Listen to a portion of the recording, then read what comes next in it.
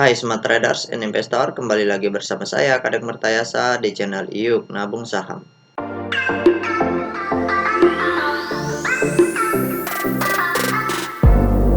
Nah, di episode kali ini kita akan membahas salah satu perusahaan yang direquest oleh Nunung Nurhayati. Kode saham yang pertama yaitu Jaya. Nama perusahaannya yaitu PT Armada Berjaya Trans Tbk. Yang kedua kode sahamnya yaitu Temas. Nama perusahaannya yaitu PT Temas Tbk. Oke, untuk mempersingkat waktu kita langsung saja buka datanya di aplikasi iPod. Jika Anda menyukai konten-konten kami mengundang Anda untuk mengklik tombol like dan subscribe agar Anda mendapatkan video terbaru kami setiap minggunya. Oke, di sini kita ganti kode yang pertama yaitu Jaya. Kita enter ya.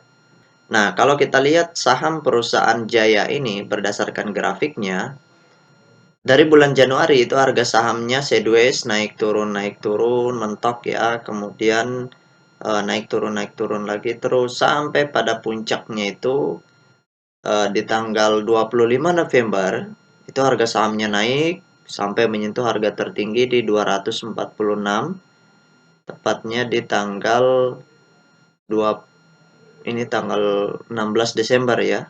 Kemudian harga sahamnya naik turun lagi seperti itu sampai harga penutupan di tanggal 24 ini.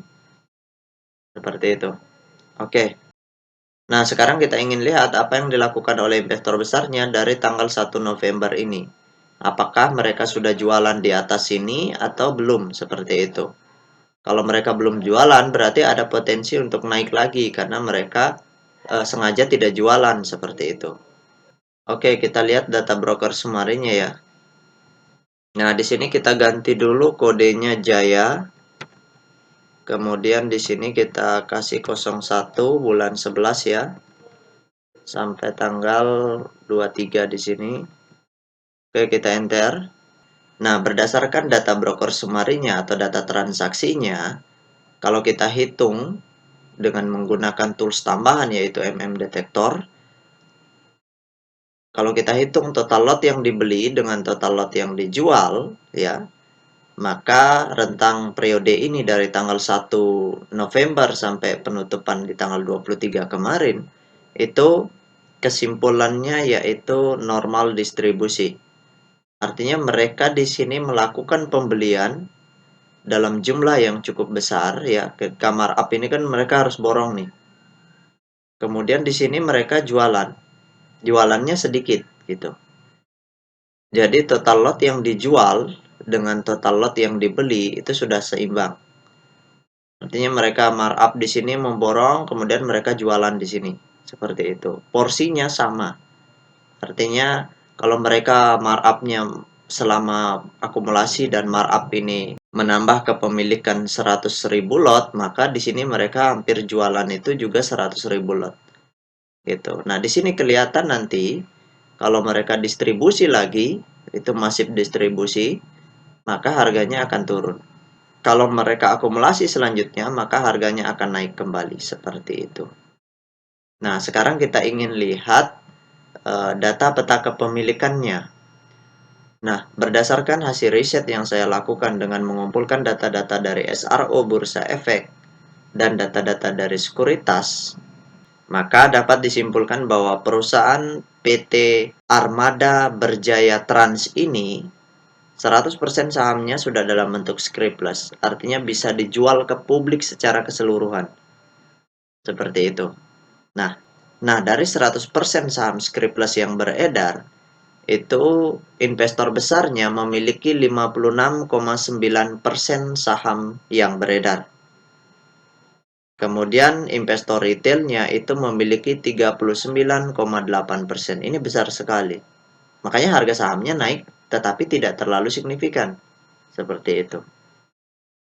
Karena kepemilikan investor besarnya ya tidak terlalu besar di sini. Mereka enggan markup terlalu tinggi karena bisa dihajar oleh 39% kepemilikan retail ini. Kalau retailnya jualan semua di pucuk, Ya investor besarnya yang rugi, kayak gitu. Mereka harus butuh keluarkan dana lagi untuk bisa markup lebih tinggi, supaya mereka bisa jualan di harga atas, seperti itu. Jadi batas toleransi kepemilikan retail di suatu perusahaan itu adalah 25%. Kalau sudah di atas itu, mending jangan beli. Itu prinsip saya sih, tapi kembali ke Anda sebagai investor, terserah Anda mau membeli dalam eh, batas toleransinya apakah 25% juga atau masih berani membeli ketika retail memiliki 50% atau bahkan lebih besar daripada itu. Itu hak Anda. Nah, kalau potensi jangka panjang, kalau saya melihatnya semakin besar kepemilikan investor besarnya, maka kepentingan mereka untuk markup harga, kepercayaan mereka terhadap perusahaan itu masih sangat besar sekali. Makanya mereka masih menyimpan dana mereka di perusahaan itu, seperti itu.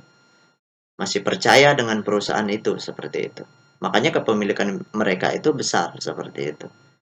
Dari situ kita bisa lihat secara psikologi kepemilikan investor besarnya. Nah, sekarang kita masuk ke perusahaan yang kedua. Perusahaan yang kedua itu kode sahamnya Temas. Oke, kita enter. Nah, berdasarkan grafik perusahaan Temas Tbk ini, dari bulan Januari itu harganya mentok ya, mentok. Kemudian nanti di bulan Mei itu harganya naik, kemudian turun lagi sideways ya. Di sini mentok lagi, kemudian puncak kenaikannya itu dimulai dari tanggal 4 November. Itu naik terus sampai harganya lebih ke 1000. Ini puncak harga tertingginya itu di 1055. Ya, kemudian disuspend, kemudian hari ini terbuka lagi. Seperti dan itu harganya gap down kemudian kembali naik. Nah, sekarang kita ingin lihat apa yang dilakukan investor besarnya selama kenaikan ini. Mereka belinya berapa? Memborongnya seberapa banyak gitu. Oke, kita lihat data transaksinya atau broker summary-nya. Nah, di sini kita ganti dulu kodenya Temas ya. Oke, kemudian di sini kita ganti dari tanggal kenaikan ini ya, 4 November. Kita kasih masuk di sini 04, kemudian 211 ya. 11 kemudian di sini tanggal 23. Oke, kita enter. Nah, berdasarkan data broker summary-nya, kalau saya hitung dengan menggunakan tools tambahan yaitu Detektor, maka kalau kita hitung total lot yang dibeli dengan total lot yang dijual secara keseluruhan, maka dapat disimpulkan massive accumulation.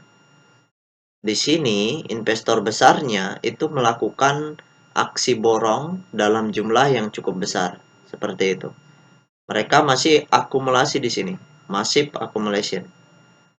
Jadi mereka memborong begitu banyak, sekarang mereka belum jualan. Nah, di sini, di harga ini, kita ingin lihat nih, penutupan pasar baru kita bisa lihat ini.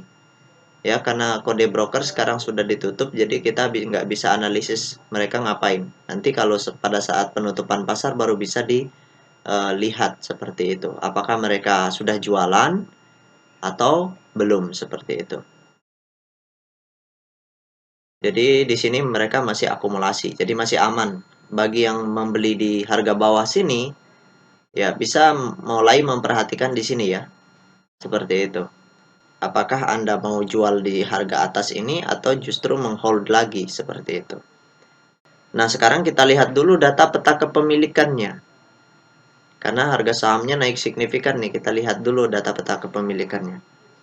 Nah, berdasarkan hasil riset saya dengan mengumpulkan data-data dari SRO Bursa Efek dan data-data dari sekuritas, ya, maka dapat disimpulkan bahwa perusahaan PT Temas Tbk ini 19,1% sahamnya sudah dalam bentuk scriptless ratio atau dalam bentuk digital. Nah, sisanya itu dalam bentuk warkat.